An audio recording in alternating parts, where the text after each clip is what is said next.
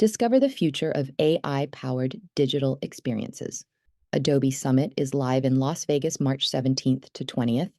If you can't make it to the conference in person, join Summit online free from anywhere. Access inspirational talks from global brand leaders like Coca-Cola, Unilever, Marriott, and more in live-streamed insightful keynotes and Adobe Sneaks, co-hosted by comedian Ken Jeong, plus select from over 30 expert-led sessions. Register for free at adobe.com/go/marketersbrief.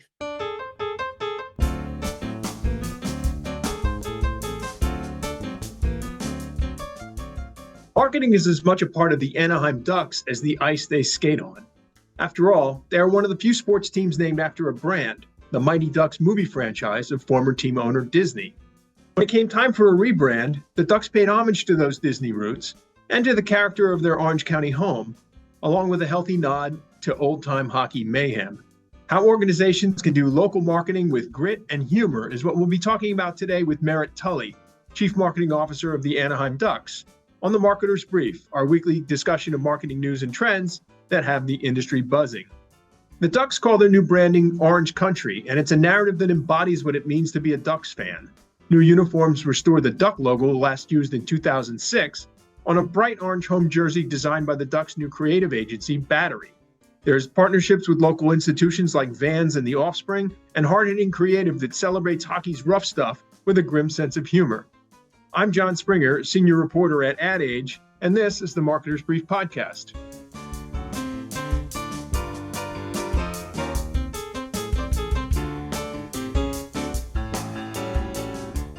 Merit Tully, welcome to the Marketer's Brief.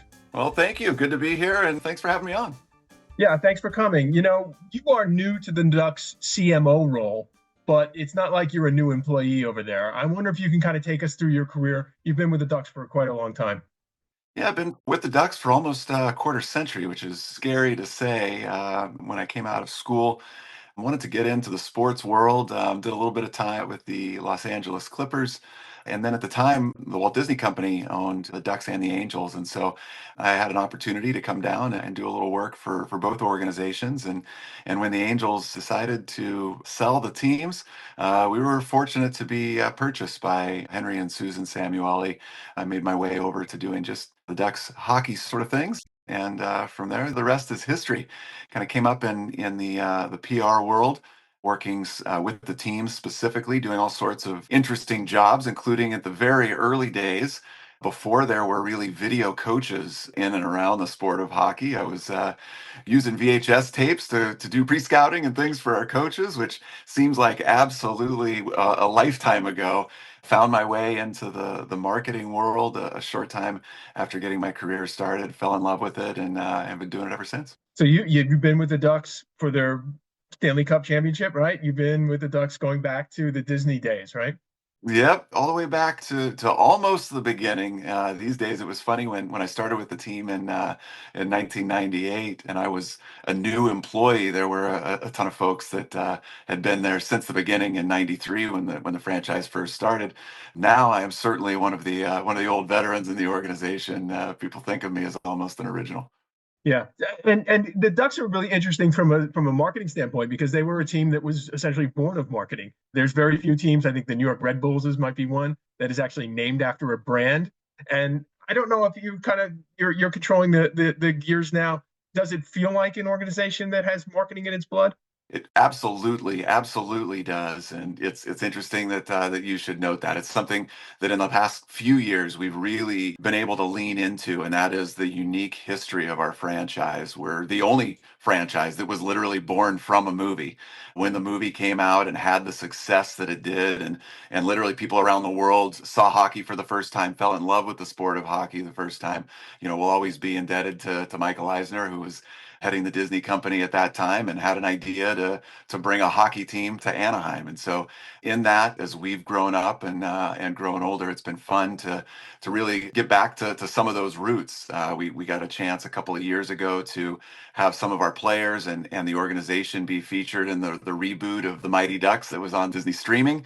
And so we leaned into that pretty substantially. And during our 25th anniversary, we were able to have almost all of the cast, the original cast of the Mighty Ducks Ducks movie out to do some movie screenings and things like that. So it's something that, not only as an organization, but our fans really around the world kind of look back on with fondness.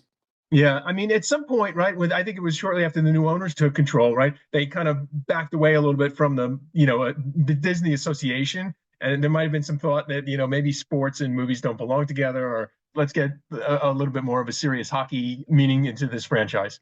Marketing is interesting that way. There was certainly when Disney first owned the franchise and came into the league, a sport that's so rough and tumble that prides itself on competition and this fierceness.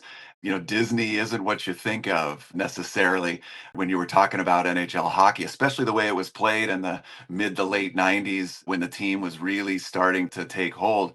And so there was this kind of overlaying sentiment from the core hockey fan base that this organization needed to be tougher, needed to show itself to be something a little more akin to what we're used to in the sport of hockey.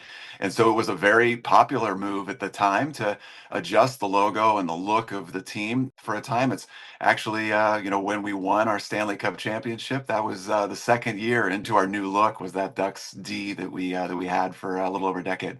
Yeah, yeah, and the team, that team in particular, right? The 017, they were known for their toughness, and that's always sort of, to me, it's kind of always been a sort of an element of the Ducks game, right? A little bit of the team that was difficult to come in and play. The nice part about sports is it is a storyline, and a little bit like a movie, it doesn't always go in the ways that you think, and sometimes it does just that. So as we toughened up our image and we toughened up on the ice, we certainly lived in that persona. That '07 team was known for its ability to play a style of hockey that took no prisoners and made no apologies. And so we did. We owned it. We loved it, and we won a championship doing it. You got a little bit of that today with Ross the Boss. Yes, we do. You're showing your hockey affinity, and I am a little bit. it is something that we have gotten back to. I'll call it a bit, and that is assuring that we have some toughness in the lineup. We've certainly got a lot of young skill and exciting players that we know can bring the fans to their feet. But really, it's almost no different than it was 25 years ago in some ways. The only thing that's sure to bring everybody to their feet is when two guys square off at center ice. Yeah, it happens. How would you, kind of put this into sort of the larger context of the NHL today? How would you sort of assess the health of the league as a marketing entity and sort of how it's doing right now? The health of the league has honestly never been better. The skill with which the players today have come into the game and been able to really take what they're doing on the ice to new levels. As I talk about, a place for guys like Ross Johnson and the like, a juxtaposition to that is really, the other end of the spectrum with the skill folks on our team. You have the Trevor Zegras, you've got the Mason McTavish. We've got Leo Carlson. We've got Troy Terry. These players with elite level and never seen before skill that for the first time, you're really seeing players come in that have been taught how to use their, what do I want to call them? Stick handling. Some would call it too much trickery. But when you're watching the game these days, it's faster and better than ever up and down the ice. We're with Merit Tully, CMO of the Anaheim Ducks. We'll be right back after this.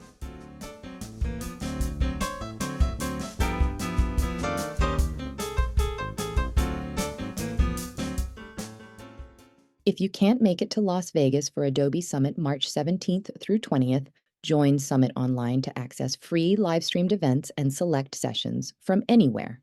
Explore how leveraging AI can help you deliver exceptional customer experiences, drive efficiency, and prove measurable impact.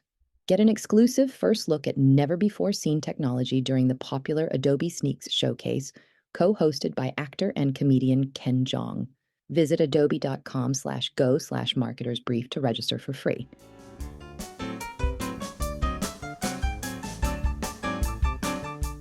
Welcome back. We're with Merit Tully of the Anaheim Ducks. And Merit had led a rebrand for the Anaheim Ducks going into this season that's been branded as Orange Country. And I wonder, why don't we start with sort of what does Orange Country mean? And then we'll get into sort of how it's playing out.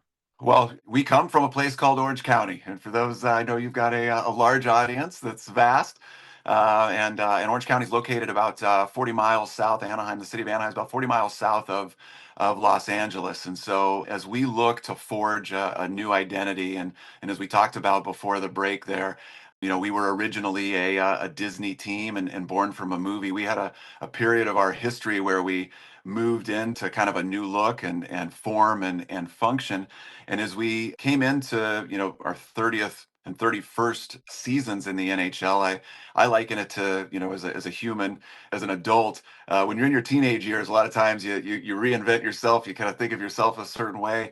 When you're 30 years old, you can kind of take a look back at your life and assess things. And as we did that and we looked at what really had become a true affinity for our old mark, we thought, hey, you know what? Disney, they do actually do one thing they do pretty well. They do good marks. And our old logo, along with that orange coloration, was something that was really popular. And so we worked with Battery, our agency of record, to put together a rebrand that I think has really hit home with our local fan base. And playing off of Orange County, our home, we're creating a market here, Orange Country. We're creating something that our fans can show their true grit, the spirit of Orange County, and the embodiment of what Anaheim Ducks fandom really is. And so far, so good. It's something our fans have really enjoyed and come to love. Yeah, we've seen a lot of sports teams kind of move to this. We've written a little bit about it ourselves, sort of move to kind of brand itself around an identity for their fans. Is this something that you'd done previously, or is this kind of new to the organization? So as you brand yourself to your fans, it's been interesting over the years and how the sports world has worked. You mentioned it. Sometimes it's around who your players are, what currently your team represents.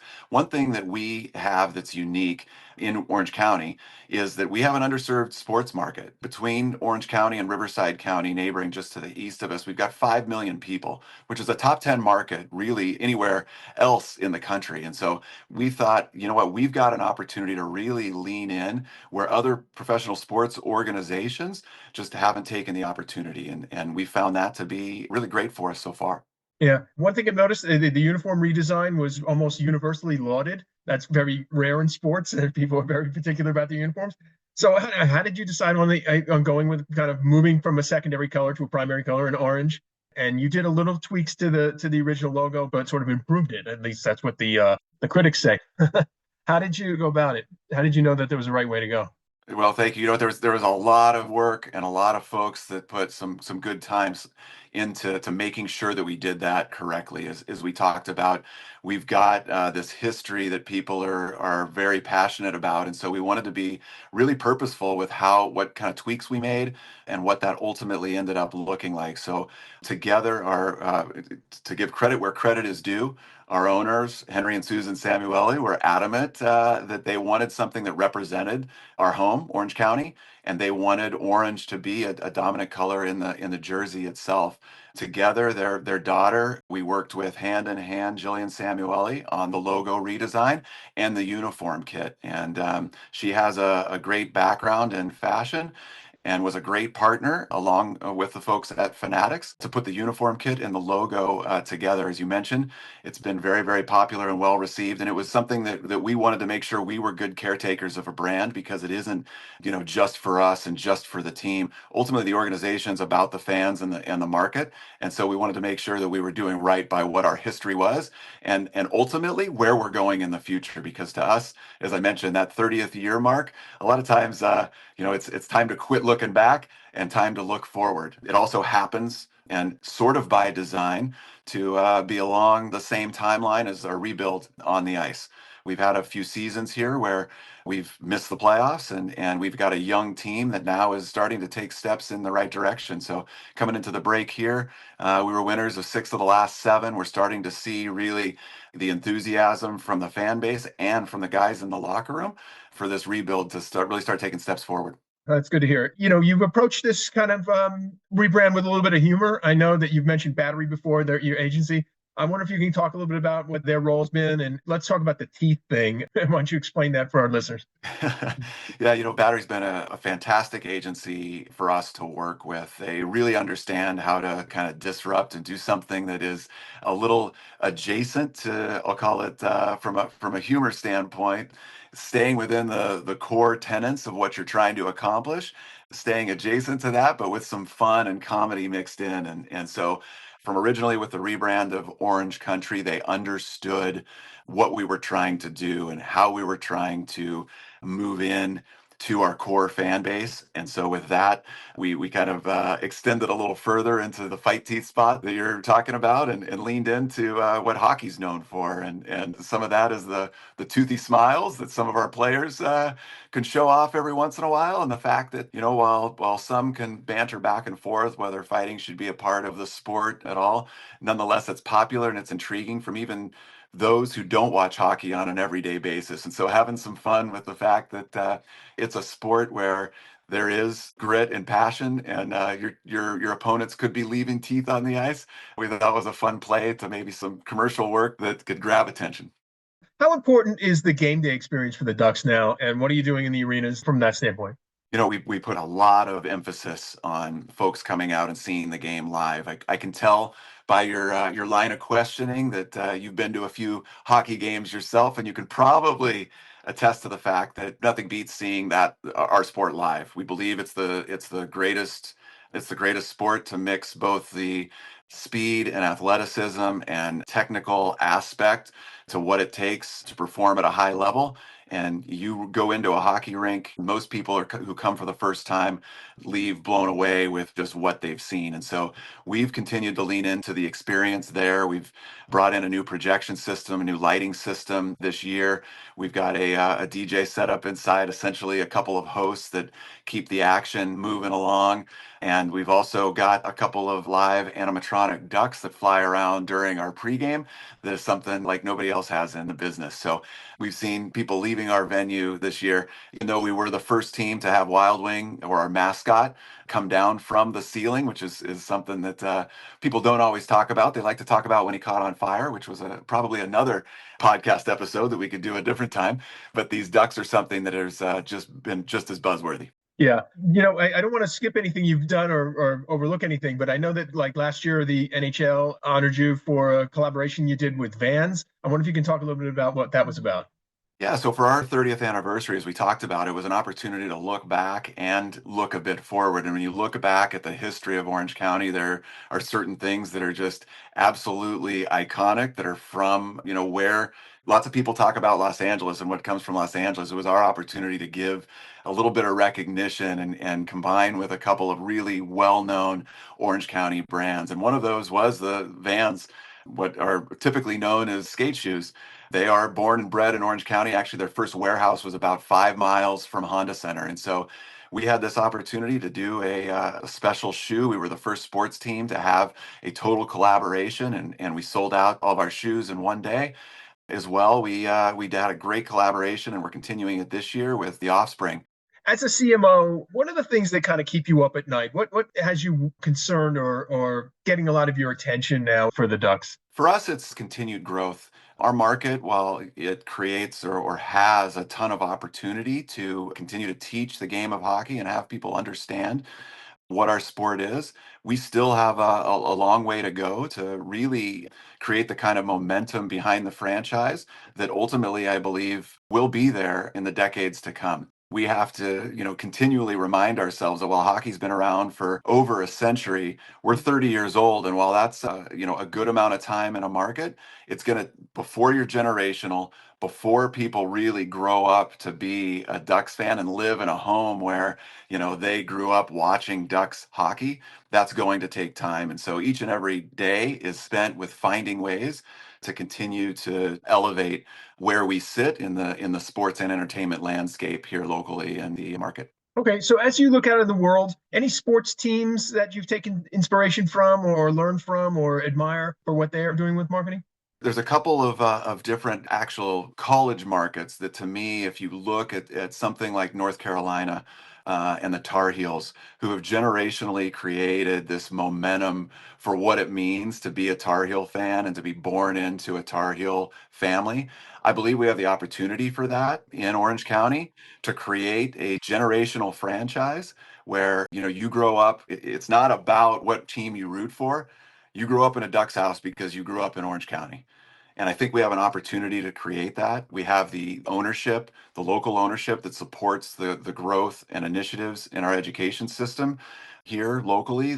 We We put a ton of resource into our school systems here, teaching STEM education as a means to also help educate people around the sport of hockey. And so as we look at this generation after generation, I think we have an opportunity to get there. So I think the biggest, the best case examples of that a lot of time are at the collegiate level with some of these schools that have also been there for a tremendous amount of time. And with that, Merritt, we're about out of time. It's been really fun having you on, and come back anytime. Well, thank you for having me, and look forward to hearing your next few episodes.